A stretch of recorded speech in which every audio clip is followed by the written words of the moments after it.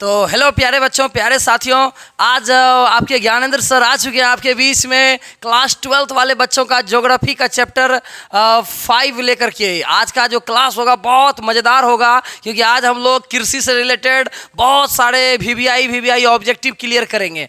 तो आप सभी को मालूम है कि हम सभी का लगातार वीडियोज़ पे वीडियोज़ आता रहता है और उस वीडियोज़ में आप सभी का भर भर के कमेंट आता है। तो सबसे पहले इन सब चीज़ों के लिए आप सभी को थैंक यू सो मच भाई, क्योंकि ये आप ही का चैनल है और आप सभी इतना सपोर्ट करते हैं। तो इस चीज़ के लिए आप सभी को दिल से धन्यवाद, थैंक यू सो मच। ठीक है, तो बच्चों आज हम लोग जो क्लास 12th वाले बच्चे हैं उनका जो चैप्टर 5 है वो उनका चैप्टर बुक है, बुक नंबर 2 यानी सेकेंड बुक कहा जाए तो उसका चैप्टर नंबर जो 5 है जिसका नाम है भू संसाधन एवं कृषि। क्या नाम है? भू संसाधन एवं कृषि। तो इस चीज़ को हम लोग पढ़ेंगे, इसका सारा ऑब्जेक्टिव को क्लियर करेंगे। उम्मीद है आपको और लास्ट तक आप देखना, आपको बहुत मज़ा आएगा, क्योंकि आज का वाला जो क्लास है उसमें हम लोग बहुत सारा ऑब्जेक्टिव सॉल्व करेंगे। उसमें साथ ही साथ इमेज वगैरह को भी दिखाएंगे, आपको तस्वीरों के माध्यम से आपको सॉल्व करवाने की कोशिश करेंगे। ठीक है, तो चलिए आज का क्लास स्टार्ट करते हैं। भारत, लोग और अर्थव्यवस्था, ये आपका सेकेंड बुक है, तो इसको आप सारा चीज़ को देख लेना। ठीक है, चलिए सबसे पहले आज का मोटिवेशनल लाइन है, ये है तो जो मेहनत पे भरोसा करते हैं वो किस्मत की बात नहीं करते हैं। तो ये आज का मोटिवेशनल लाइन है कि जो मेहनत पे भरोसा करते हैं वो किस्मत की बात नहीं करते हैं ना।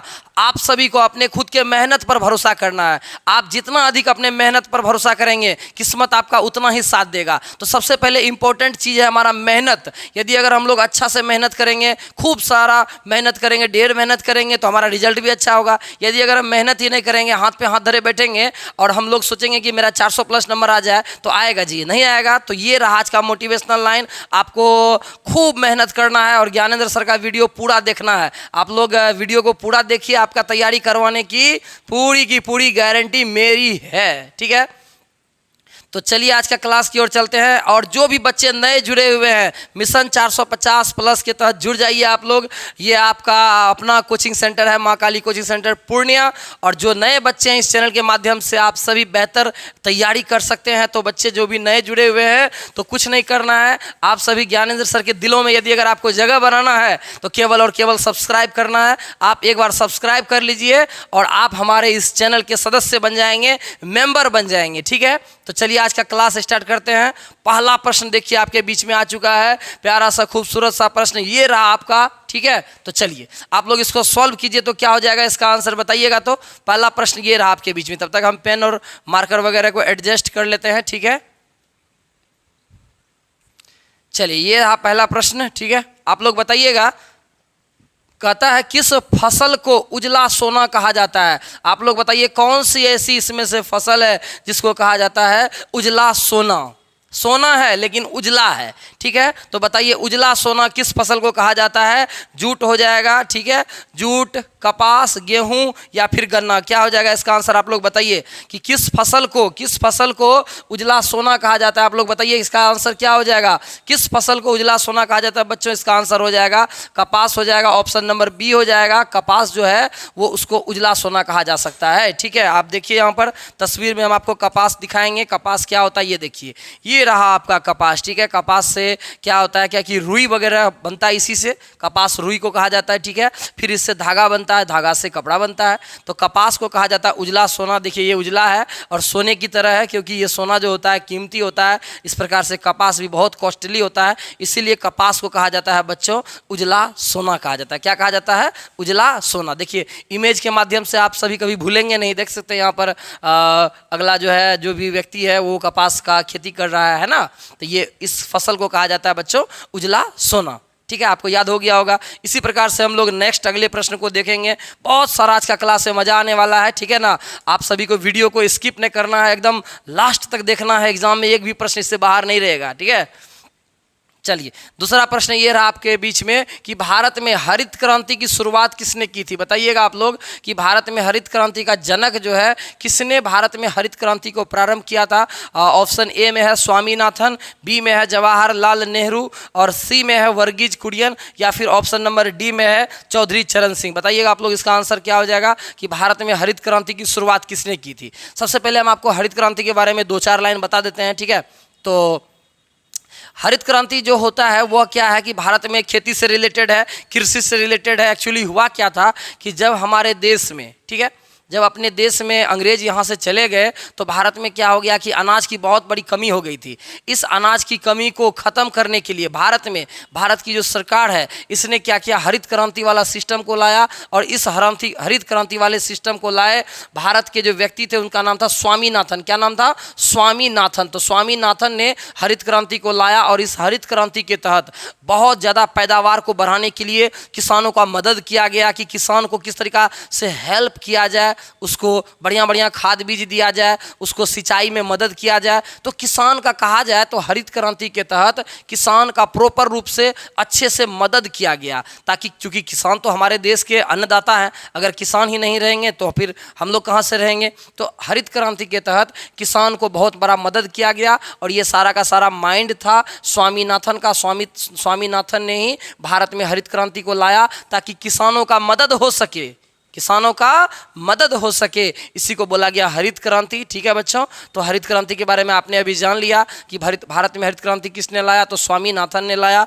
चलिए इसका तस्वीर भी आपको दिखाते हैं। ठीक है, ये देखिए, ये है स्वामीनाथन जी, और स्वामीनाथन ने ही क्या किया था, भारत में हरित क्रांति को लाया था। ठीक है, आपको याद हो गया होगा। तो ये रहा आपके बीच में क्वेश्चन, आप लोग बताइएगा कि भारत में हरित क्रांति किसने लाया, तो आपका आंसर क्या हो जाएगा, स्वामीनाथन हो जाएगा। ठीक है, चलिए, तो हम लोगों ने अब अच्छे से प्रश्न को सॉल्व कर लिया। ये रहा आपके बीच में तीसरा प्रश्न, आखिर हरित क्रांति जो भारत में आया, कब आया, किस समय में आया। हम आपको पहले बताया आज़ादी के बाद हुआ है। ठीक है, तो बताइए भारत में हरित क्रांति की शुरुआत कब हुई, कब भारत में हरित क्रांति की शुरुआत हुई है। 1950 के दशक में, 1960 के दशक में, 1970 के दशक में, 1980 के दशक में। बताइए क्या हो जाएगा इसका आंसर, आप लोग बताइए। तो इसका आंसर क्या हो जाएगा, इसका आंसर हो जाएगा 1960 के दशक में। लगभग 1960 के दशक में भारत में हरित क्रांति की शुरुआत हुई थी। कब हुई थी, 1960 के दशक में। दशक मतलब होता है 10-10 साल का। ठीक है, तो 1960 के आसपास में भारत में हरित क्रांति की शुरुआत हुई थी। चलिए आगे भी डेट वगैरह भी देखेंगे। ठीक है, 3 प्रश्न को हम लोग देख लिए। चौथा प्रश्न आपके बीच में ये रहा कि हरित क्रांति संबंधित है। बताइए हरित क्रांति किससे संबंधित। अभी हम तुरंत आपको बताएं, भारत में हरित क्रांति का स्टार्ट हुआ था, तो हरित क्रांति किससे संबंधित है, क्या हो जाएगा इसका आंसर। चाय, दूध वगैरह, इनमें से क्या हो जाएगा, खाद्यान्न उत्पादन हो जाएगा, यानी अनाज से संबंधित है कि अनाज का उत्पादन को बढ़ाया जाए, अधिक से अधिक अनाज को हम लोग उत्पादन करेंगे और हमारे देश में जो किसान होगा उसका मदद करेंगे। तो खाद्यान्न उत्पादन जो है, यानी खाने वाला जो चीज़ है, उन सब चीज़ों का उत्पादन को बढ़ाया जाए, इसीलिए भारत में हरित क्रांति को लाया गया था। और किसने लाया था, तो स्वामीनाथन जी ने भारत में हरित क्रांति को लाया था। ठीक है, चलिए 5वां प्रश्न ये रहा आपके बीच में। 5वां प्रश्न कहता है कि हरित क्रांति में किस फसल का सर्वाधिक उत्पादन था। तो बताइए भारत में जो हरित क्रांति है, हरित क्रांति का जो फसल हुआ था, उस फसल का जो उत्पादन हुआ था, उसमें किस फसल को सबसे ज़्यादा फायदा हुआ है। बताइए तो क्या हुआ, सोयाबीन, चाय, गेहूं या फिर मक्का। तो भारत में जो हरित क्रांति हुआ, हरित क्रांति के तहत सबसे अधिक जो फसल को फायदा हुआ, उसका आंसर हो जाएगा गेहूं। क्या हो जाएगा आंसर, गेहूं। तो भारत में सबसे अधिक जो हरित क्रांति आया, तो हरित क्रांति के आने से गेहूं की जो पैदावार हो गई भारत में बहुत ज़्यादा बढ़ गया। अब हम लोग गेहूं को किसी को बेच भी सकते हैं और खुद खा भी सकते हैं। तो बताइए भारत में जो हरित क्रांति है, हरित क्रांति के तहत किस फसल को सर्वाधिक फायदा हुआ। क्या आपका आंसर हो जाएगा, इसका आंसर हो जाएगा गेहूं। सबसे अधिक फायदा गेहूं को हुआ, इसका आंसर गेहूं हो जाएगा। ठीक है, आपको याद हो गया होगा। चलिए चलते हैं अगले प्रश्न की ओर। अगला प्रश्न ये रहा आपके बीच में, कहता है कि भारत में हरित क्रांति का सूत्रपात कब हुआ था। तो भारत में हरित क्रांति की शुरुआत कब हुई थी, 1947 से 48 के बीच में, 50 से 51 के बीच में, 67 से 68 के बीच में, 97 से 98 के बीच में। बताइए तो क्या हो जाएगा इसका आंसर। इसका आंसर हो जाएगा ऑप्शन नंबर सी हो जाएगा। अभी हम आपको बताएं कि 1960 के आसपास में हुआ था, तो 1967 से लेकर के 1968 के बीच में भारत में हरित क्रांति की शुरुआत हुई थी। इसीलिए कहा जाता है 60 के दशक में। क्या कहा जाता है, 60 के दशक में, वो भी याद रख लीजिए, और 67-68 ईस्वी भी आप लोग याद रख लीजिए। तो हरित क्रांति के तहत सबसे अधिक फायदा किसको हुआ, किसानों को, क्योंकि किसान का मदद किया गया। और किस फसल को फायदा हुआ, आंसर क्या हो जाएगा, गेहूं। क्या आंसर हो जाएगा, गेहूं हो जाएगा। ठीक है, चलिए चलते हैं अगले प्रश्न की ओर। अगला ये रहा आपका, कहता है निम्न में से कौन सी फसल को रेशेदार फसल कहा जाता है? बताइए तो किस फसल को कहते हैं रेशेदार फसल? कॉफी, चाय, गेहूं या कपास? क्या हो जाएगा इसका आंसर? किस फसल को रेशेदार फसल कहा जाता है? इसका आंसर हो जाएगा बच्चों ऑप्शन नंबर डी हो जाएगा। कपास जो है वह रेशेदार फसल का उदाहरण हो जाएगा, क्योंकि रेशेदार फसल उसको बोलते हैं जिससे कि रुई वगैरह, जिससे कि कपड़ा बने या फिर कोई धागा वगैरह बने या फिर रस्सी उस्सी बने तो, या फिर कपड़ा बने, तो उस फसल को रेशेदार बोलेंगे। क्योंकि कॉफ़ी वाला से तो, कॉफ़ी से तो कपड़ा नहीं बनेगा, चाय से भी कपड़ा बन नहीं सकता है, गेहूँ से भी कपड़ा बनेगा नहीं, ना ही धागा बनेगा, ना ही रस्सी बनेगा। तो आपका आंसर हो जाएगा कपास, क्योंकि कपास क्या है, कैसी फसल है? तो रेशेदार फसल है, इससे कपड़ा बनता है, ठीक है। और जो भी चीज़ है जिससे मान चलिए अगर इससे रस्सी उस्सी बनता तो उसका भी आंसर रेशेदार हो जाता। तो कपड़ा बनता है, इसीलिए इसका आंसर हो जाएगा रेशेदार फसल, इसलिए इसका आंसर हो जाएगा कपास, ठीक है। चलिए अगला प्रश्न ये रहा आपके बीच में, ठीक है। चलिए अगला प्रश्न ये रहा, चलिए चाय लगता है आपको पिलाना पड़ेगा। कहता है निम्न में से कौन सी फसल एक पेय पदार्थ है? चलिए इसमें से बताइए कौन सा पेय पदार्थ है? गन्ना है, चाय है, गेहूं है, धान है? कौन सी फसल है पेय पदार्थ है? पीने वाला, पीने वाला। क्या इसका आंसर हो जाएगा? चाय हो जाएगा इसका आंसर, क्योंकि इसका आंसर आप पहले से देख सकते हैं, मैंने आज आपके लिए चाय वगैरह की व्यवस्था भी की है। देखिए ये रहा चाय। तो चाय कैसी फसल है बच्चों? यह एक पेय पदार्थ है, पीने वाला पदार्थ है कि नहीं है? पीने वाला चीज़ है। चाय थोड़ी ना कोई खा लेता है ना? हाँ, बिस्कुट के साथ में भले खा सकता है, लेकिन चाय को कोई पी नहीं सकता है, पी सकता है, खा नहीं सकता है, ठीक है ना जी। चलिए कोई ऐसे बच्चे होंगे बोले हाँ सर हम चाय को खाए हैं सर। अब खा ले भाई अलग वाली बात है, ठीक है। लेकिन एग्जाम में क्वेश्चन पूछेगा यहाँ पर आपसे कि बताइए इनमें से कौन सा पेय पदार्थ है, तो आपका आंसर हो जाएगा पीने वाला चीज़ है। कौन चीज़? तो चाय है पीने वाला चीज़, इसके लिए इसका आंसर क्या हो जाएगा बच्चों? ऑप्शन नंबर हो जाएगा बी हो जाएगा इसका राइट आंसर, ठीक है। चलिए ये आपका सॉल्व कर दिए। चाय हम आपको आज पिला दिए हैं और अगले भी क्लास में आपको नाश्ता वगैरह का सारा व्यवस्था रहेगा, ठीक है। देख सकते हैं यहाँ पर चाय की खेती होती है। पश्चिमी बंगाल में आप जाइएगा, दार्जिलिंग जाइएगा तो इस प्रकार का वहाँ चाय का खेती होता है। और देखिए आपके बीच में यहाँ चाय है, इसका पत्ता वगैरह तोड़ा जाता है, उसके बाद चाय वगैरह बनता है, ठीक है। ये रहा चाय का पत्ती। चलिए अब ये रहा प्रश्न आपके बीच में, कहता है निम्नलिखित में से कौन सी खरीफ फसल है? आप लोग बताइए कि निम्न में से कौन सी खरीफ फसल है, ठीक है। और देखिए एग्जाम में आपसे दो टाइप का क्वेश्चन पूछेगा बच्चों। क्या पूछेगा क्वेश्चन? रवि फसल और खरीफ फसल। और आज आपका ये सारा कन्फ्यूजन दूर कर देंगे, क्योंकि आपके ज्ञानेंद्र सर आपके साथ हैं, तो ये कन्फ्यूजन को दूर करना मेरी जिम्मेदारी है, ठीक है जी। तो चलिए क्वेश्चन ये रहा कि खड़ी फसल क्या? पहले आप लोग आंसर लगाइए कि इसका आंसर क्या हो जाएगा। कहता है जौ, मसूर, सरसों, बाजरा। क्या हो जाएगा खड़ी फसल? इसका आंसर क्या हो जाएगा? इसका आंसर हो जाएगा ऑप्शन नंबर डी हो जाएगा बाजरा। बाजरा क्या है? तो खड़ी फसल है। कौन सी फसल है? खड़ी फसल है। तो सबसे पहले आप लोग क्या कीजिए, इसके लिए रवि फसल को आप याद कर लीजिए। अभी हम आपको लिस्ट यहाँ पर प्रोवाइड कर देंगे, दिखा देंगे, आप लोग उसका स्क्रीनशॉट ले लीजिए, ठीक है। तो आप क्या कीजिए, रवि फसल को याद कर लीजिए, एग्जाम में उसी का उल्टा खड़ी फसल टिक कर दीजिएगा। अभी हम बताएंगे आपको, ठीक है, हड़बड़ाने की जरूरत नहीं है। सबसे पहले आप लोग जानिए कि बाजरा कैसी फसल है। तो ये खड़ी फसल है, देख सकते हैं यहाँ पर ये रहा आपका बाजरा। कभी बाजरा अगर खाए हो, बाजरे की रोटी होती है, देख सकते हैं यहाँ पर लगता है भुट्टा की तरह है, लेकिन ये है बाजरा, ठीक है। बहुत सारे बच्चे ऐसे होंगे जो बाजरा हमको लगता है पहली बार देख रहे होंगे, ठीक है। तो गाइज आपने बाजरा तो कभी देखा नहीं होगा, आपने बाजरा यहीं पर देख रहे हैं ना जी। तो ये रहा आपका बाजरा, बाजरे की खेती हो रही है। लग रहा था हमको मकई है, लेकिन ये रियल में बाजरा है, ठीक है। चलिए तो सबसे पहले आप लोग, चलिए तो आप लोग क्या कीजिए, इसका स्क्रीनशॉट ले लीजिए। चूंकि स्क्रीनशॉट लीजिएगा तब आपको बढ़िया से याद रहेगा, ठीक है। तो सबसे पहले आप इसका स्क्रीनशॉट ले लीजिए कि खड़ी फसल कौन सी होती है। पहले इसको हम लोग समझ लेते हैं कि खड़ी फसल इनमें से कौन सी है। तो सुनिएगा, इंपॉर्टेंट फैक्ट है आपका, आप स्क्रीनशॉट ले लीजिए। चलिए हम थोड़ा देर के लिए हट जाते हैं। ये रहा आपका स्क्रीनशॉट, ठीक है। चलिए कहता है कि खरीफ फसल के उदाहरण देखिए, धान हो गया, गन्ना हो गया, तिलहन हो गया, उसके बाद मक्का हो गया, आपका ज्वार हो गया, ठीक है, बाजरा हो गया, अरहर हो गया, उड़द हो गया, सोयाबीन हो गया, मूंगफली हो गया और कपास हो गया। ये सारा का सारा आपका कौन सी है बच्चों? तो ये सारा का सारा आपका खरीफ फसल है, ठीक है। और खड़ी फसल के बारे में आप लोग एक लाइन ये भी याद रख लीजिए, क्योंकि इससे भी एग्जाम में क्वेश्चन पूछता है, ठीक है। इसकी बुआई जो होती है मई और जून में होता है। बुआई का मतलब क्या हुआ?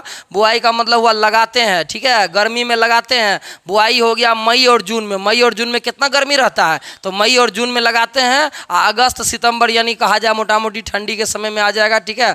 तो उसकी जो कटाई होती है अगस्त सितंबर में होती है, ठीक है। तो मई और जून में क्या हो जाएगा, इसकी बुआई हो जाएगा, और अगस्त सितंबर के महीने में आते आते क्या हो जाएगा, इसकी होती है कटाई होती है। तो काटेंगे कब? अगस्त और सितंबर में काटेंगे, अब मई जून के आसपास में इसको लगाएंगे, तो उस फसल को बोलेंगे हम लोग खड़ी फसल बोलेंगे। क्या बोलेंगे बच्चों? खड़ी फसल बोलेंगे। इसका आप लोग स्क्रीनशॉट ले लीजिए। तो खड़ी फसल किसको बोलेंगे? तो ये सब सारा आपका एग्जाम्पल रहा खड़ी फसल का, कि गन्ना हो गया, धान हो गया, तिलहन हो गया, मक्का हो गया, ज्वार हो गया, बाजरा हो गया, अरहर, उड़द, सोयाबीन और मूंगफली और कपास, ये सारा का सारा आपका खड़ी फसल हो जाएगा। इसको मई जून में लगा लीजिए, अगस्त सितंबर में इसको काट लीजिए, ठीक है। मक्का में थोड़ा आपको कन्फ्यूजन हो रहा होगा, बट मक्का को हम लोग पूरा हिंदुस्तान को लेके चलेंगे। तो मक्का जो है आपका मई जून में ही लगाया जाता है, हर जगह को लेके चलेंगे। आप अपना इलाका मत लेके चलिएगा, ठीक है। लेकिन मक्का आपका 100% राइट में आंसर खड़ी फसल ही होगा, ठीक है।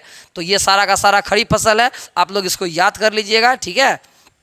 चलिए अब आते हैं हम लोग इसका जस्ट उसका उल्टा, ठीक है। कहता है निम्न में से कौन सी रबी फसल है, ठीक है। बताइए इनमें से कौन सा जो है वह रबी फसल है। रबी फसल इनमें से कौन सी है, ठीक है। तो रबी फसल का उदाहरण कौन हो जाएगा? कहता है धान है, मक्का है, बाजरा है या फिर गेहूं है। क्या हो जाएगा इसका आंसर? इसका आंसर हो जाएगा गेहूं हो जाएगा, क्योंकि अभी आप लोग याद किए थे कि धान है, मक्का है, बाजरा है, ये आपका खड़ी फसल है, लेकिन गेहूँ आपका रबी फसल है, ठीक है। तो रबी फसल भी आप लोग देख लेते हैं कितना है रबी फसल, ठीक है। चलिए ये रहा इंपॉर्टेंट फैक्ट, आप इसका स्क्रीनशॉट ले लीजिए। ये भी है आपका रबी फसल, एग्जाम में इसमें से कोई भी क्वेश्चन पूछ सकता है, इसीलिए बच्चों इसको सारा का सारा याद रखना है, ठीक है। चलिए अब कैसे इसको याद रखेंगे भाई? तो इसको इस तरीक़ा से याद रखना, रबी फसल के उदाहरण गेहूं हो गया, जौ हो गया, चना हो गया, मटर हो गया, आलू हो गया, सरसों हो गया, राई हो गया, मसूर हो गया, खेसारी हो गया। उसके बाद चलिए ठीक है, तो इतना का इतना हो गया, ठीक है। खेसारी लाल यादव नहीं है, बल्कि एक सिर्फ खेसारी है, ठीक है। चलिए तो इतना हो गया आपका, इसको आप स्क्रीनशॉट ले लीजिए और एग्जाम में याद कर लीजिएगा, ठीक है। आप ऐसे खेसारी लाल यादव से भी आप याद कर सकते हैं कि वो बेचारा रबी फसल है, ठीक है। तो कौन सा फसल है? रबी फसल है। ऐसे वो अपना नाम खेसारी लाल यादव रख लिया, उससे क्या दिक्कत है, लेकिन है तो वो खेसारी का खेसारी ही है, ठीक है। तो चलिए इसको आप याद कर लीजिएगा। तो देखिए आप लोग ऐसे याद कीजिए, गेहूँ, जौ, चना, मटर, आलू, सरसों, राई, यहाँ तक आप लोग याद कर लीजिए। सीरीज में मेरे साथ साथ बोलिए, गेहूं, जौ, चना, मटर, आलू, सरसों, राई। यहां तक याद हो गया होगा सभी को, गेहूं, जौ, चना, मटर, आलू, सरसों, राई, यहां तक याद हो गया। मसूर, खेसारी, मसूर, खेसारी, ठीक है। इतना तो रबी फसल याद रख लीजिए, ठीक है। एग्जाम में कोनो क्वेश्चन पूछेगा तो रबी को उसमें से चूज कर लीजिएगा और खरीफ में टिक मार दीजिएगा, ठीक है। क्वेश्चन इसी से आपको क्या करना है, अगर एग्जाम में क्वेश्चन पूछेगा इनमें से कौन सा रबी फसल है तो तुरंत चुन लीजिएगा। बोलेगा इनमें से कौन सा खरीफ फसल है, इसका उल्टा का चूज करके सेलेक्ट कर लीजिएगा, ठीक है। तो इसका जो बुआई होता है, इसको जो लगाते हैं अक्टूबर नवंबर में लगाते हैं, ठंडी उंडी के टाइम में अक्टूबर नवंबर में इस फसल को लगाएंगे और काटेंगे मार्च और अप्रैल में। थोड़ा गर्मी उर्मी का समय आएगा तो इसको काट लेंगे। तो यानी इसको लगाएंगे कब? अक्टूबर नवंबर में लगाएंगे और काटेंगे कब? मार्च और अप्रैल में इसको काटेंगे। तो ये सारा का सारा रबी फसल है। आप याद कीजिए कि रबी फसल को आप याद कर लीजिए, खड़ी फसल ये मत याद कीजिए, क्योंकि खड़ी फसल क्या है, बहुत ज़्यादा लंबा है और रबी फसल इतने ठो है। तो रबी फसल को याद कर लीजिए, एग्जाम में उसका जो है उल्टा सेलेक्ट करके टिक कर लीजिए, ठीक है। चलिए आप इस तरीक़ा से हल कीजिएगा वो दोनों सवाल को, देखिएगा आपको निश्चित रूप से मज़ा आ जाएगा। और इतना ठो रबी फसल याद कर लेना है, क्योंकि एग्जाम में कोई भी क्वेश्चन पूछ सकता है। इन्हें है कि गेहूं के बारे में पूछेगा, क्वेश्चन पूछ देगा बताइए तो आलू कौन सी फसल है, तब आप क्या कीजिएगा, इसीलिए स्क्रीनशॉट लेना जरूरी है, ठीक है। चलिए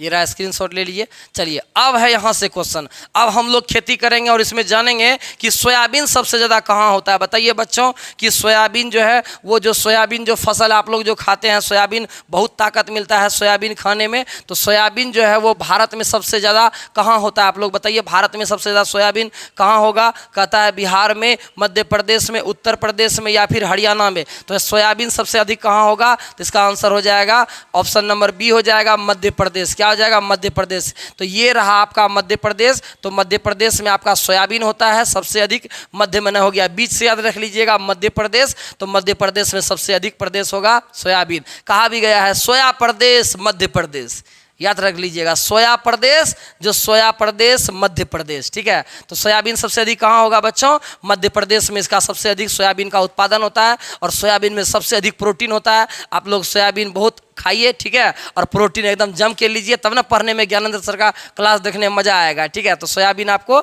अधिक मात्रा में लेना है, खाना है। अब अधिक का मतलब ये नहीं है कि दिन रात सोयाबीन खाते रहेंगे, सब चीज़ को बैलेंस करके चलना है, ठीक है। चलिए, तो प्रोटीन भी ढेर नहीं लेना है। अब अगला का क्वेश्चन है कि चाय उत्पादन में भारत का अग्रणी राज्य कौन है? बताइए, इसमें से चाय का उत्पादन भारत में कहाँ पर होता है? चाय गुजरात में, बिहार में, सिक्किम में, असम में। चाय का उत्पादन में कौन सा राज्य है? बताइए, ऑप्शन में क्या हो जाएगा? इसका आंसर हो जाएगा ऑप्शन नंबर डी हो जाएगा, असम हो जाएगा। असम आपका यहाँ पर है, ये रहा आपका असम। तो यहाँ पर जो असम है, तो असम में सबसे अधिक चाय का उत्पादन हो जाएगा। हालांकि आपका पश्चिम बंगाल में भी चाय होता है, दार्जिलिंग वगैरह में, तो लेकिन आपका असम में बहुत ज़्यादा चाय का उत्पादन होता है। इसमें से क्वेश्चन पूछ दिया, बताइए चाय कहाँ होता है? तो असम में होता है, ठीक है। असम में होता है कौन चीज़? चाय होता है। गुजरात में चाय नहीं होगा, क्योंकि इधर पहाड़ी वाला इलाका है नहीं। गुजरात वगैरह में, बिहार वगैरह में चाय वगैरह होता नहीं, क्योंकि चाय की खेती करने के लिए वर्षा भी थोड़ा ज़्यादा चाहिए, ठीक है ना। फुहारा वाला वर्षा चाहिए, थोड़ा थोड़ा वर्षा होते रहना चाय का खेती में, और पानी जमना नहीं चाहिए, थोड़ा ढाल वाला इलाका चाहिए, ठीक है। ढाल वाला इलाका चाहिए, क्योंकि चाय का खेती के लिए यदि अगर आप लोग क्या कीजिएगा, इस प्रकार से ढाल वाला इलाका रहेगा, तब चाय का खेती यहाँ पर होगा। क्या कि अगर चाय का खेती में अगर नीचे वाला इलाका में, गड्ढा वाला इलाका में कीजिएगा, तो पानी जम जाएगा, सब चाय खराब हो जाएगा। तो इसीलिए पहाड़ी थोड़ा सा जो ढाल वाला इलाका है, वहाँ चाय का फसल होता है, हम लोग को बिहार में नहीं होता है, ठीक है। चलिए, तो सिक्किम वगैरह नहीं, इसका आंसर हो जाएगा असम। अब ये रहा क्वेश्चन, बाजरा उत्पादन में अग्रणी राज्य कौन सा? बताइए, कौन सा ऐसा जगह है जहां बाजरा होता है? हम आपका बाजरा का फोटो भी दिखा दिए। तो बाजरा का उत्पादन कहां होता है? मध्य प्रदेश में, महाराष्ट्र में, यूपी में, या फिर असम में। क्या हो जाएगा इसका आंसर? आप लोग बताइए कि बाजरा का उत्पादन सबसे अधिक कहाँ होता है? इसका आंसर क्या हो जाएगा? इसका आंसर हो जाएगा ऑप्शन नंबर सी हो जाएगा, उत्तर प्रदेश में। यूपी में सबसे अधिक बाजरा होता है, बाजरे की रोटी वगैरह होती है। आप लोग खाए हैं तो कमेंट में कीजिएगा, क्या आपने बाजरा को खाया है? तो बाजरा का उत्पादन हो जाएगा उत्तर प्रदेश में। उत्तर प्रदेश आप लोग जानबे करते हैं, उत्तर प्रदेश आपका यहाँ पर हो जाएगा, ठीक है। ये यूपी है, वहाँ बाजरा होता है, ठीक है। अब अगला क्वेश्चन है कि चावल उत्पादन में, बताइए चावल उत्पादन में सबसे अधिक नंबर 1 राज्य कौन सा हो जाएगा? चावल कहाँ होता है? ठीक है, केरल है, गोवा है, महाराष्ट्र है, पश्चिम बंगाल है। बताइए आप लोग कि चावल कहाँ पर होगा? चावल कहाँ पर होगा? चावल खाने वाले लाइक कर देंगे, एकदम दबा के लाइक कर देंगे, जिसको इसको चावल बहुत ज़्यादा पसंद है। आप कमेंट भी कीजिएगा, सर हम चावल खूब खाते हैं, ठीक है। तो बताइए चावल कहाँ होता है? चावल सबसे अधिक होता है पश्चिमी बंगाल में। पश्चिम बंगाल जाइएगा आप, वहाँ पर मच्छी भात चलता है, ठीक है ना। बड़ा सस्ता सस्ता में आपको मछली चावल मिल जाएगा। तो ये रहा आपका पश्चिमी बंगाल, ठीक है, ठीक है। तो ये आपका पश्चिमी बंगाल है, वेस्ट बंगाल है। तो पश्चिमी बंगाल में सबसे अधिक होता है चावल। और भारत का एक चावल है, उसका नाम है बासमती। क्या नाम है? बासमती। बासमती चावल हिंदुस्तान का चावल है, जो कि पूरी दुनिया में फेमस है। बासमती चावल हिंदुस्तान का चावल है, जो कि पूरी दुनिया में फेमस है। तो बासमती चावल यहाँ हो जाएगा। और चावल सबसे बेसी कहाँ होता है बच्चों? तो पश्चिमी बंगाल में होता है, ठीक है। चलिए चलते हैं अगले प्रश्न की ओर। अगला है कपास। कपास बताइए, कपास उत्पादन में, ठीक है जी, बच्चा सबको बताना है कि कपास उत्पादन में अग्रणी राज्य कौन सा? बताइए कपास सबसे अधिक कहाँ होता है? गुजरात में, झारखंड में, बिहार में, या फिर उड़ीसा में। तो कपास सबसे अधिक कहाँ होगा? तो कपास हो जाएगा, इसका आंसर हो जाएगा गुजरात में। गुजरात में कपास का सबसे अधिक उत्पादन होता है। तो ये रहा आपका गुजरात। आप मैप से भी याद रख लीजिएगा, गुजरात में आपका सबसे अधिक होता है कौन सी? कपास, यानी रुई वगैरह जो होता है वो कपास आपको कहाँ मिलेगा? तो गुजरात में सबसे अधिक आपको कपास, रुई वगैरह मिलने वाला है, ठीक है। इसीलिए गुजरात वगैरह समय देखे होंगे कपड़ा वपड़ा का फैक्ट्री ज़्यादा रहता है, ठीक है। तो क्योंकि रुई वगैरह होगा, कपास अगर होगा तो वहाँ ऑटोमेटिक कपड़ा का फैक्ट्री होगा ही, ठीक है।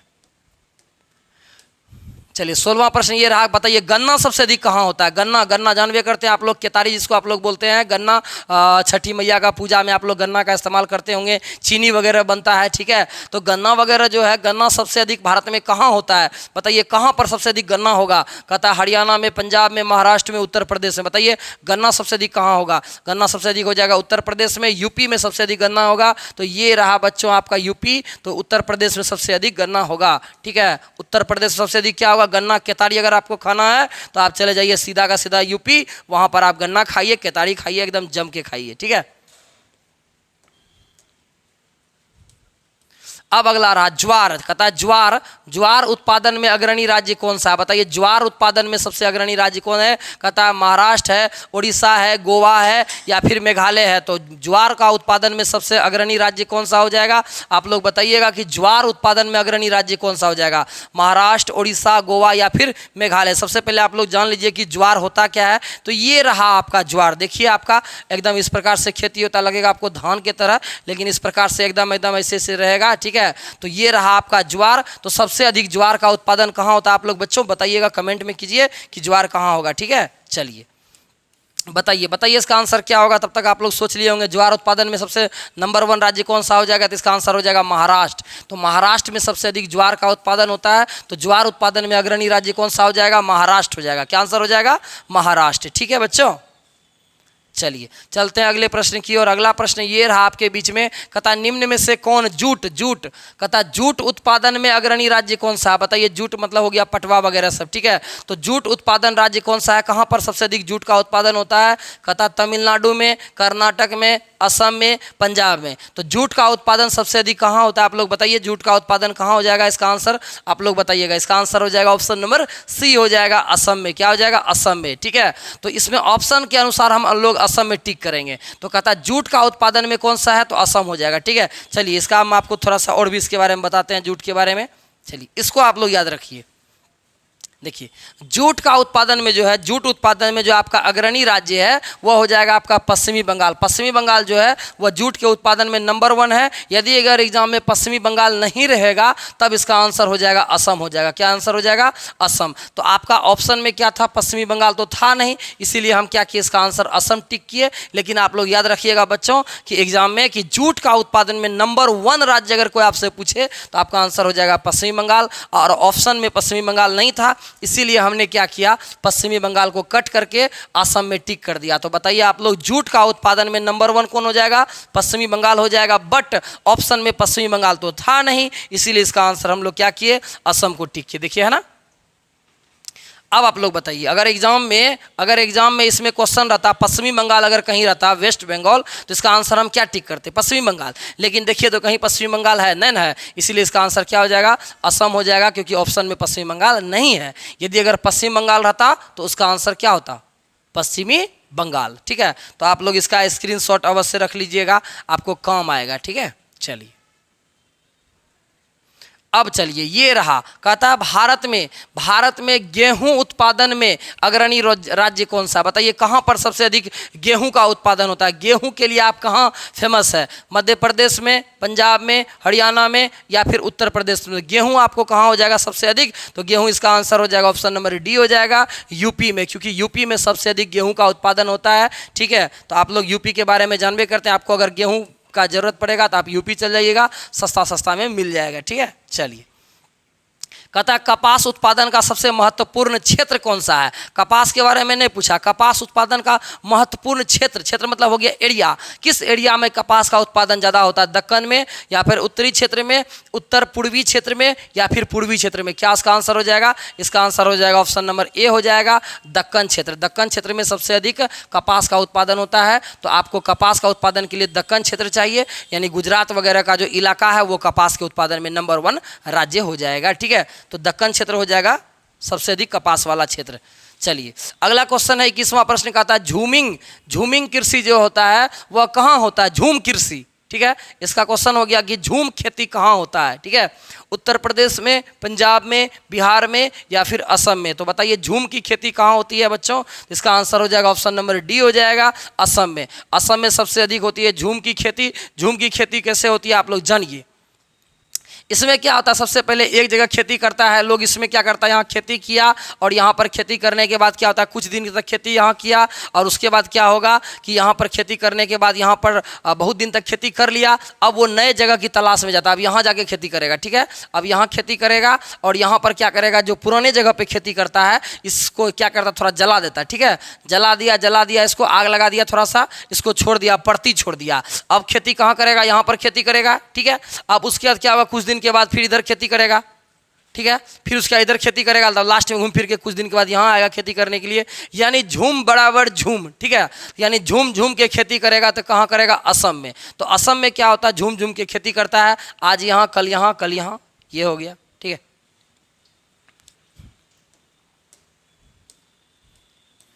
चलिए 22वां प्रश्न ये रहा, कहता दक्षिण भारत में सिंचाई का मुख्य स्रोत कौन सा है? साउथ इंडिया में जो सिंचाई का मुख्य स्रोत है वह कौन सा हो जाएगा? कहता है नहर हो जाएगा, नलकूप हो जाएगा, तालाब हो जाएगा, या फिर इनमें से कोई नहीं हो जाएगा। आप लोग बताइए इसका आंसर क्या हो जाएगा कि दक्षिण भारत में सिंचाई का मुख्य स्रोत क्या हो जाएगा? सिंचाई मतलब होता है पानी पटाना, ठीक है। इसका आंसर क्या हो जाएगा? इसका आंसर हो जाएगा ऑप्शन नंबर सी हो जाएगा, तालाब वगैरह से साउथ इंडिया में सिंचाई होती है, यानी उन लोग पानी के लिए तालाब वगैरह का इस्तेमाल करते हैं, ठीक है।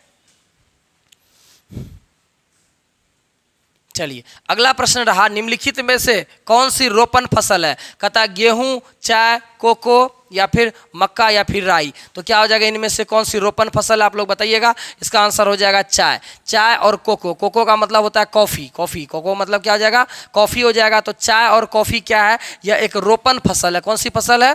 रोपण फसल। रोपण फसल का मतलब होता है क्या?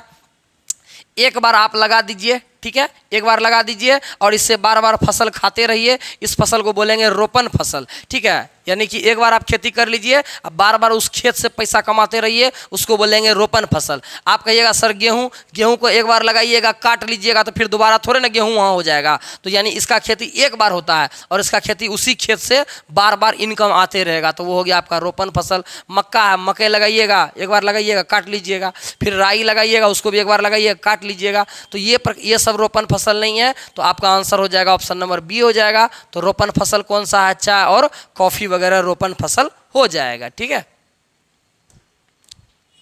चलिए अगला प्रश्न ये रहा, निम्नलिखित में से कौन कृषि आधारित उत्पादन नहीं है? बहुत वीवीआई क्वेश्चन है, बहुत बार एग्जाम मैट्रिक वगैरह में भी ये क्वेश्चन देखने को मिलता है। तो निम्नलिखित में से कौन कृषि आधारित उत्पाद नहीं है? चीनी, नमक, कॉफ़ी या फिर चाय। बताइए इनमें से किस चीज़ का खेती नहीं होता है, खेती से लेना देना नहीं है? इसका आंसर हो जाएगा नमक। नमक की खेती नहीं होती है, बल्कि नमक क्या होता है? समुंदर के पानी से इसका निकाला जाता है, तो नमक का खेती से लेना देना नहीं है। तो इसका कहता है कौन सा कृषि आधारित उत्पाद नहीं है? तो नमक का खेती नहीं होता या कृषि से लेना देना नहीं है, ठीक है। बाकी हम लोग चीनी की खेती करते हैं, गन्ना का, कॉफ़ी का भी करते हैं, ठीक है ना। बाकी चाय का भी हम लोग खेती करते हैं, लेकिन नमक का खेती नहीं करते हैं। नमक हम लोग समुद्र से निकालते हैं, ठीक है। चलिए ये हो जाएगा। अब अगला 25वां प्रश्न रहा, निम्नलिखित राज्यों में कौन कपास उत्पादक नहीं है? बताइए कौन सा ऐसा राज्य है जो कि कपास का उत्पादन नहीं करता है? मध्य प्रदेश, महाराष्ट्र, हरियाणा या फिर छत्तीसगढ़। तो इसका आंसर क्या हो जाएगा बच्चों? इसका आंसर हो जाएगा छत्तीसगढ़। छत्तीसगढ़ जो है वहाँ पर कपास की खेती नहीं होती है। आंध्र प्रदेश में होती है, महाराष्ट्र में होती है, हरियाणा में होती है, तो छत्तीसगढ़ में कपास की खेती नहीं होती है, ठीक है। चलिए अगला प्रश्न ये रहा कि भारत में सुनहरी क्रांति किससे संबंधित है? आप लोग बताइए कि सुनहरी क्रांति किससे संबंधित है? ऊन उत्पादन से, तिलहन उत्पादन से, बागवानी उत्पादन से या फिर पर्यटन विकास से? क्या हो जाएगा इसका आंसर? इसका आंसर हो जाएगा ऑप्शन नंबर सी हो जाएगा, बागवानी उत्पादन, ठीक है। तो बागवानी उत्पादन से सुनहरी क्रांति संबंधित है। सुनहरी एक बार क्रांति हुआ था ताकि बागवानी को बढ़ावा मिल सके, ठीक है। यदि अगर आपसे क्वेश्चन पूछ देगा कि रजत क्रांति किससे संबंधित है, तो आपका इसका आंसर हो जाएगा अंडा। क्या हो जाएगा? अंडा, ठीक है। रजत क्रांति किससे संबंधित है? अंडा से। श्वेत क्रांति अगर एग्जाम में क्वेश्चन पूछे कि श्वेत क्रांति किससे संबंधित है, आपका आंसर हो जाएगा दूध। श्वेत क्रांति रहेगा तो आप दूध टिक कर लीजिएगा, रजत क्रांति रहेगा तो आप अंडा टिक कर लीजिएगा। बाकी अगर आपको क्वेश्चन रहेगा सुनहरी क्रांति तो आप बागवानी टिक कर लीजिएगा, ठीक है।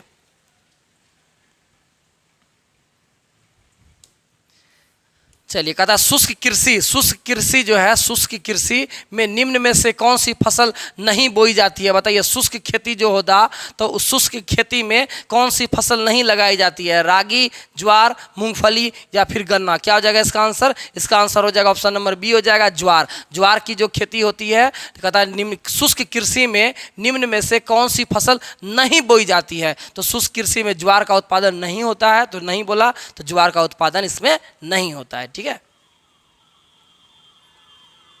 28वां प्रश्न है कि बीटल बीटल जो है, बीटल नामक जो कीड़ा है किस फसल के बगान में लगता है? बताइए कीड़ा, ये बीटल नामक जो कीड़ा है किस फसल को खराब कर देगा? रबर को खराब करेगा भैया, या फिर कपास को खराब करेगा, या फिर गन्ना को, या फिर कहवा को? तो बीटल नामक जो कीड़ा है ये आपका कहवा को यानी कॉफ़ी की फसल को खराब कर देगा। तो बीटल का संबंध किससे है? तो कॉफ़ी से लेना देना है, कपास से लेना देना है, बीटल। ठीक है, तो बीटल का किससे लेना देना है? कपास से लेना देना है। ठीक है, अगर बीटल नामक कीड़ा अगर कहवा यानी कॉफ़ी के फसल पे लग गया तो कॉफ़ी का तो बल्ले बल्ले कर देगा, उसको खत्म करके रख देगा। ठीक है,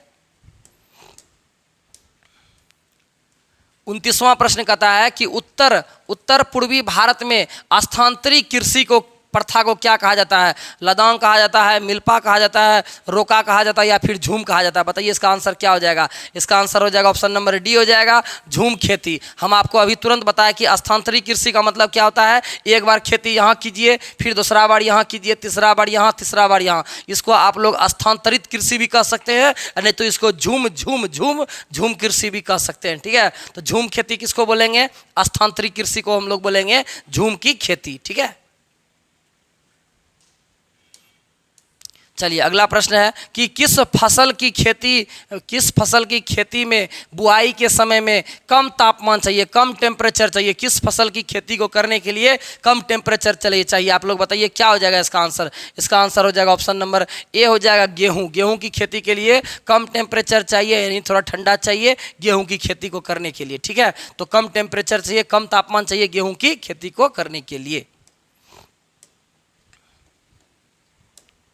चलिए चलते हैं अगले प्रश्न की ओर। अगला प्रश्न है कि कृषि, ठीक है, कहता है कि कृषि निर्धारण में भारत में किस कारक का सबसे महत्वपूर्ण योगदान होता है? बताइए खेती के लिए सबसे इंपॉर्टेंट कौन सा चीज़ है? बताइए सबसे अधिक इंपॉर्टेंट क्या है? मिट्टी है, रासायनिक खाद का उपयोग है, भूमि है? तो कृषि के लिए सबसे अधिक इंपॉर्टेंट है वर्षा, क्योंकि वर्षा ना हो तो कृषि से कोई भी इफेक्ट नहीं पड़ा, क्योंकि वर्षा होता है, मौसमी घटनाएं होती है, चेंज होती है, इस वजह से सबसे इंपॉर्टेंट है कृषि के लिए आवश्यक है वर्षा, क्योंकि पानी के बगैर तो खेती संभव ही नहीं है। ठीक है, नहीं तो सब पेड़ पौधा सूख जाएगा। ठीक है, चलिए अब कहता है कृषि के लिए ठीक है, चलिए जी, कहता है कृषि के लिए इनमें से कौन सबसे अधिक उपयुक्त है? तो बताइए इनमें से कृषि के लिए इनमें से कौन सबसे अधिक उपयुक्त है? पर्वतीय ढाल, उच्च पठार, मैदान, वर्ष भर वर्षा का क्षेत्र। क्या हो जाएगा इसका आंसर? इसका आंसर हो जाएगा मैदान। मैदान का मतलब हो गया प्लेन इलाका। अब प्लेन इलाका है तो यहीं पर ना फसल का खेती होगा। ठीक है, तो फसल लगाने के लिए क्या चाहिए? मैदानी इलाका चाहिए। तो खेती के लिए सबसे अधिक क्या इंपॉर्टेंट जरूरी है? मैदानी इलाका, यानी प्लेन वाला इलाका जरूरी है खेती के लिए। ठीक है,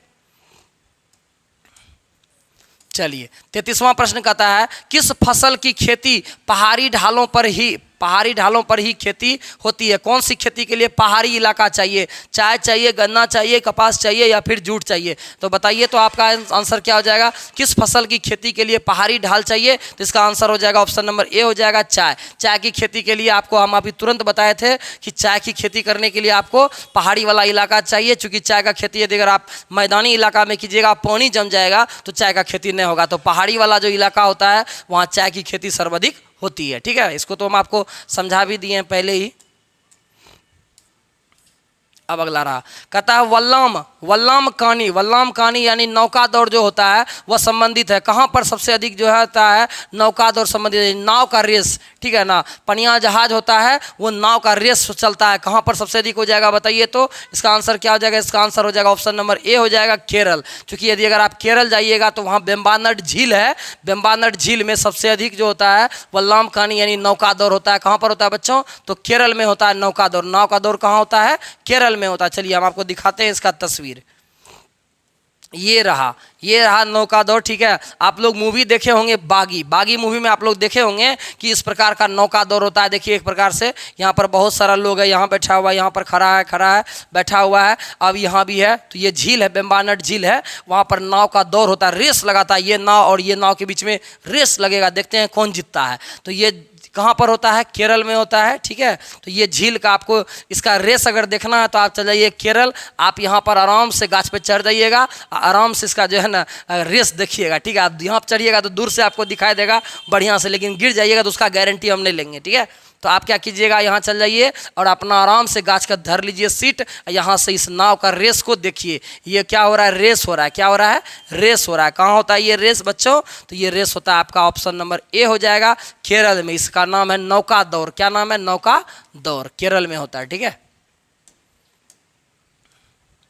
चलिए अगला प्रश्न ये रहा, कहता है, अगला प्रश्न कहता है भारत में चाय की खेती कहाँ आरंभ हुई थी। बताइए तो चाय की खेती कहाँ आरंभ हुई थी, ब्रह्मपुत्रा घाटी में, नीलगिरी में, डालमा हिल में, या फिर इनमें से कोई नहीं। तो चाय का खेती सबसे पहले कहाँ हुआ, ब्रह्मपुत्रा घाटी में। आप लोग जानबे करते हैं असम जो है, असम में एक नदी है उसका नाम है ब्रह्मपुत्रा नदी, तो असम में ही चाय का खेती स्टार्टिंग हुआ था, इसलिए इसका आंसर असम तो है नहीं, इसलिए इसका आंसर हो जाएगा ब्रह्मपुत्रा घाटी। ब्रह्मपुत्रा का जो इलाका है वहीं पर असम इलाका, असम में ही सबसे अधिक चाय का खेती हुआ था। तो ब्रह्मपुत्रा घाटी कहाँ हो जाएगा, असम में हो जाएगा, तो वहीं पर सबसे पहले चाय की खेती स्टार्ट हुई थी। ठीक है, चलिए अगला क्वेश्चन है कि भारत में विश्व का कितना % चावल उत्पादन करता है। बताइए हम लोग पूरी दुनिया का कितना % चावल उत्पादन करते हैं। 21.7%, 25.8%, 26.6%, 28.5%। कितना % चावल उत्पादन करते हैं, तो 21.7%। पूरी दुनिया का 21.7% चावल का उत्पादन अकेला हिंदुस्तान करता है। बताइए हिंदुस्तान वाला जो है पूरी दुनिया का 21.7% चावल हम लोग उत्पादन करते हैं। बाकी चलो भाई तुम लोग उत्पादन करो। ठीक है, चलिए अगला क्वेश्चन यहाँ पर कहता है कि सिंचित क्षेत्रों में मृदा निम्नीकरण का मुख्य कारण क्या है। और अवनालिका अपर्दन, मृदा लवणता, वायु अपर्दन, या फिर सिल्ट का जमाव। जो सिंचित क्षेत्र, जो सिंचाई वाला क्षेत्र में है, वहाँ जो मृदा होता है, मृदा का मतलब होता है मिट्टी, मिट्टी का निम्नीकरण का क्या कारण हो जाएगा आप लोग बताइए। तो वहाँ का इसका आंसर हो जाएगा मृदा लवणता। मृदा लवणता की वजह से मृदा में जो लवण की मात्रा बढ़ जाती है, उसी वजह से सिंचित क्षेत्र में क्या होता है, मृदा का निम्नीकरण होता है। ठीक है, चलिए इसका आंसर ऑप्शन नंबर बी हो जाएगा। अब अगला क्वेश्चन है कि निम्नलिखित में से कौन सबसे महत्वपूर्ण जूट उत्पादक क्षेत्र है। जूट का उत्पादन कहाँ होता है, कृष्णा डेल्टा में, गंगा डेल्टा में, कावेरी डेल्टा में, या फिर नर्मदा डेल्टा में। तो बताइए आप लोग, जूट जो है आपका पटवा वगैरह जो हो जाएगा वो सबसे अधिक कहाँ होता है। इसका आंसर हो जाएगा गंगा क्षेत्र। गंगा का डेल्टा इलाका जो है, जूट वगैरह जो हो जाएगा पश्चिम बंगाल में हो जाएगा, तो जूट वगैरह गंगा का डेल्टा इलाका में होता है। ठीक है, 39वां प्रश्न कहता है फल एवं सब्जी प्रदेश का विस्तार भारत के किस प्रदेश में हुआ है। ठीक है, देश नहीं, कहता है फल एवं सब्जी प्रदेश का विस्तार भारत के किस प्रदेश में हुआ है। तो बताइए कौन सा इलाका ऐसा है जहाँ पर कि फल और सब्जी का उत्पादन होता है। हिमाचल प्रदेश में, दक्कन प्रदेश में, मरुस्थलीय प्रदेश में, या फिर इनमें से कोई नहीं। क्या हो जाएगा इसका आंसर, इसका आंसर हो जाएगा ऑप्शन नंबर ए हो जाएगा, हिमाचल प्रदेश। ठीक है, हिमाचल प्रदेश वाला जो इलाका है, ठीक है ना, यहाँ प्रदेश आप लोग टिक कर दीजिएगा, प्रदेश। ठीक है, ठीक है, तो हिमाचल प्रदेश वाला जो इलाका है वहाँ सबसे अधिक जो होता है फल और सब्जी का उत्पादन होता है। ठीक है, फल वगैरह आपको हिमाचल प्रदेश में खूब मिलेगा खाने को। ठीक है, चलिए अगला क्वेश्चन कहता है कि निम्न में से कौन जो है भू उपयोग संवर्ग नहीं है। भू उपयोग संवर्ग नहीं है, प्रतिभूमि, सीमांत भूमि, निवल बोया गया क्षेत्र, या फिर कृषि योग्य व्यर्थ भूमि। तो क्या हो जाएगा इसका आंसर, इसका आंसर हो जाएगा ऑप्शन नंबर बी हो जाएगा, सीमांत भूमि। तो सीमांत भूमि जो है वह भू उपयोग संवर्ग नहीं है। ठीक है, तो सीमांत भूमि जो होता है वह आपका भू उपयोग संवर्ग नहीं है। ठीक है, चलिए अगला क्वेश्चन है कि बांस ड्रिप सिंचाई प्रणाली जो है वो कहाँ पर फेमस है। बांस ड्रिप सिंचाई प्रणाली जो है वो कहाँ पर फेमस है, बिहार में, पंजाब में, मेघालय में, या फिर केरल में। तो क्या इसका आंसर हो जाएगा, इसका आंसर हो जाएगा ऑप्शन नंबर सी हो जाएगा, मेघालय में। मेघालय में सबसे अधिक क्या है कि बांस ड्रिप प्रणाली है, बांस के द्वारा इस प्रकार का सिंचाई का सिस्टम होता है। कहाँ पर हो जाएगा इसका आंसर, मेघालय इसका आंसर हो जाएगा। ठीक है, चलिए अगला है कि निम्नलिखित में से कौन भारत में नीली क्रांति से संबंधित है। हम आपको बहुत सारा क्रांति बताए, जैसे श्वेत क्रांति बताए, रजत क्रांति बताए, तो इसी तरीक़ा से आप लोग बताइए नीली क्रांति का संबंध किससे है, बागवानी से, पुष्प से, रेशम उत्पादन से, या फिर मत्स्य उत्पादन से। तो नीली क्रांति का संबंध है मछली उत्पादन से, मत्स्य उत्पादन से। ब्लू अगर एग्जाम में क्वेश्चन रहे नीली, यानी अगर आपका ब्लू रहे तो आप लोग मछली में टिक कर दीजिएगा, व्हाइट रहेगा तो दूध में टिक कर दीजिएगा, रजत रहेगा अंडा में टिक कर दीजिएगा। ठीक है, चलिए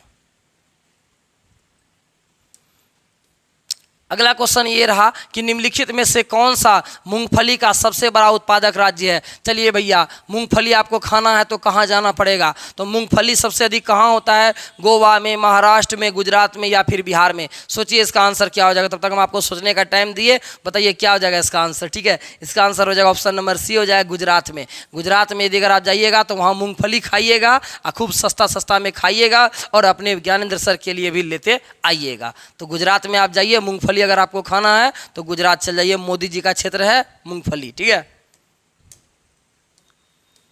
अगला प्रश्न कहता है कि निम्नलिखित में से कौन भारतीय कृषि की समस्या है। भारत में जो खेती होती है उसका कौन सा इसमें से मेन समस्या है, तो कहता है निम्न उत्पादकता, विखंडित, अनियमित मानसून या फिर उपरोक्त सभी। क्या हो जाएगा इसका आंसर, तो भैया इसका आंसर हो जाएगा ऑप्शन नंबर डी, ये हमारी सब की सब समस्या है। हम लोग निम्न उत्पादन करते हैं, हमारे पास में विखंडित क्षेत्र है, जमीन टुकड़ा टुकड़ा में बटा हुआ है, अनियमित मानसून है, जब मन तब वर्षा आ जाता है। ठीक है, तो ये जो हमारा है भारत का जो इलाका है, ये तीनों का तीनों क्या है, हम लोगों के लिए इंपॉर्टेंट है, ये हमारी सबसे बड़ी समस्या है। तो ये हमारा तीनों का तीनों समस्या है। ठीक है, चलिए इसका आंसर हो जाएगा ऑप्शन नंबर डी, उपरोक्त सभी। अगला प्रश्न ये रहा, कहता निम्नलिखित में से कौन एक व्यापारिक फसल नहीं है। व्यापारिक फसल नहीं है, चाय, जूट, गेहूं या फिर कपास। क्या हो जाएगा इसका आंसर, इसका आंसर हो जाएगा ऑप्शन नंबर सी, हो जाएगा गेहूं।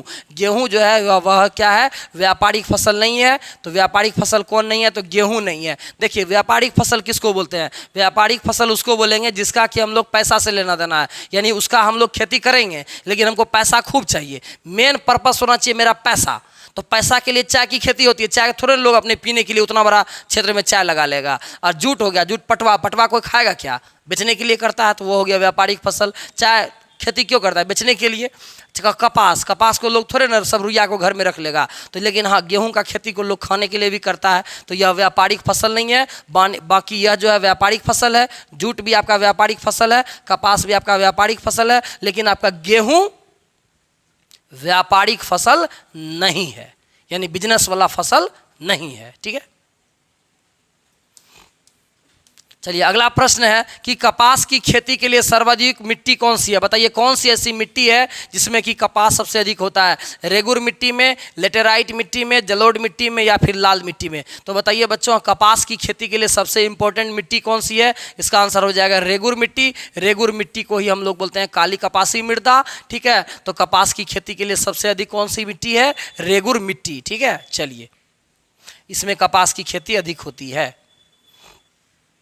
अगला प्रश्न ये रहा, कहता निम्नलिखित में से कौन सा ऐसा क्षेत्र है जिसको कि धान का कटोरा कहा जाता है। धान का कटोरा, धान का कटोरा। ठीक है जी, धान का कटोरा किसको कहा जाता है, कृष्णा गोदावरी डेल्टा क्षेत्र को, गंगा सिंधु मैदानी क्षेत्र को, उत्तर पूर्वी क्षेत्र को, केरल और तमिलनाडु वाले क्षेत्र को। तो किसको कहा जाता है धान का कटोरा, तो कृष्णा और गोदावरी का जो इलाका है उसको कहा जाता है डेल्टा क्षेत्र, जो है कृष्णा और गोदावरी का डेल्टा क्षेत्र, इसको कहा जाता है धान का कटोरा, क्योंकि यहाँ सबसे अधिक धान की खेती होती है।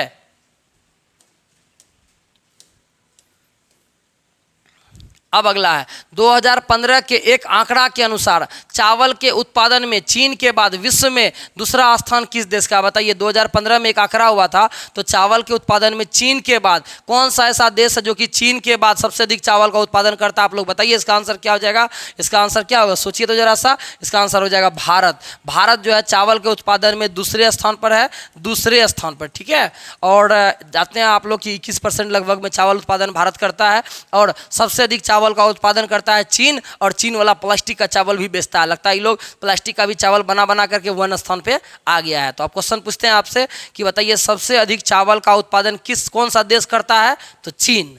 दूसरे स्थान पर कौन देश है, अपना भारत। अगला क्वेश्चन है कि कृषि के अंतर्गत कौन आता है। बताइए इसमें से कृषि के अंतर्गत कौन आता है, पशुपालन, फसलों का उत्पादन या फिर मत्स्य पालन या फिर इनमें से सभी। क्या हो जाएगा इसका आंसर, इसका आंसर हो जाएगा इनमें से सभी, क्योंकि इनमें से सभी जो है मत्स्य पालन यदि अगर आप करते हैं, मछली उत्पादन भी करते हैं, वो भी खेती ही हो गया। यदि अगर आप लोग फसल का उत्पादन करते हैं तो वो भी खेती ही हो गया। यदि अगर आप लोग पशुपालन करते हैं, 3-4 गो भैंस अपना 4 व्हीलर रख ले हैं, तो वो भी आपका क्या हो गया, वो भी आपका खेती ही हो गया। ठीक है, भैंस भैंस को 4 व्हीलर भी कह सकते हैं, ब्लैक स्कॉर्पियो, ठीक है। तो यदि अगर आप लोग क्या करते हैं, पशुपालन भी करते हैं, 4 गो 5 गो भैंस रख ले हैं, तो वो भी आपका पशुपालन ही हुआ। तो इनमें से कहता है क्वेश्चन, इनमें से बताइए कौन सा खेती है, तो सबका सब जो है ना कृषि ही है। तो इसका आंसर हो जाएगा इनमें से सभी। यानी ये कहा जाए तो यदि अगर आप पशुपालन भी करते हैं तो आप खेती ही करते हैं। चलिए, ये रहा इनमें से अंतिम प्रश्न, 50वां प्रश्न है। कहता है निम्नलिखित में से कौन सा नगदी फसल है? नगदी फसल, कैश टू कैश वाला, कपास, जूट, चाय या फिर इनमें से सभी नहीं। क्या हो जाएगा इसका आंसर? अभी हम आपको इसका आंसर पहले बता दिए थे, इनमें से सभी हो जाएगा। चूंकि कपास भी है, उसमें भी एकदम खड़ा खड़ा पैसा आएगा, बेचिएगा तुरंत पैसा आएगा। आप लोग इसको कपास का भी खेती कीजिएगा पैसे कमाने के लिए, जूट का भी खेती कीजिएगा पैसा कमाने के लिए, चाय का भी खेती कीजिएगा पैसा कमाने के लिए। लेकिन अगर इसमें क्वेश्चन रहता है बताइए इनमें से कौन सा नगदी फसल नहीं है, तो गेहूं नहीं है ना। तो गेहूं, मकई ये सब नगदी फसल नहीं है, बाकी ये आपका सारा का सारा नगदी फसल है। तो आज हम लोग क्या किए बच्चों, तो 50 प्रश्न को देखे। ये 50 आपका वीवीआई प्रश्न था, ठीक है, बहुत इंपॉर्टेंट था। हम आपको आज बहुत सा चीज़ बताया, जैसे कि उसमें आपको इमेज वगैरह के माध्यम से बताए, रबी फसल क्या होता है, खरीफ फसल क्या होता है, इन सब चीज़ों को आपको डिटेल्स में बताए, स्क्रीनशॉट भी बोले थे लेने के लिए। तो आप लोग बताइएगा आपको वीडियो ये कैसा लगा। आपको एक कमेंट बॉक्स में आप अब लिख दीजिए फटाफट से। अब अपने प्यारे सर ज्ञानेंद्र सर के लिए, इतना मेहनत के लिए कमेंट अवश्य लिखिएगा, ठीक है, एक कमेंट लिख दीजिएगा। और हाँ, जाने से पहले लाइक वाला बटन दिखेगा, लाइक वाला बटन एकदम दबा के लाइक कर दीजिए। और अपने दोस्त, जो भी आपका मित्र है, फ्रेंड है, कोई भी है, आप उसको शेयर कर दीजिएगा अपना ये वीडियो। ये आपके ज्ञानेंद्र सर आपको कह रहे हैं, तो गुरुजी की बात तो माननी ही चाहिए। तो आप इस वीडियो को शेयर भी कर दीजिएगा, लाइक भी कर दीजिएगा और कमेंट भी कर दीजिएगा, ठीक है। तो हम लोग मिलते हैं फिर से नए वीडियो में नए टॉपिक के साथ। तब तक के लिए लेते हैं इजाज़त। Thank you so much.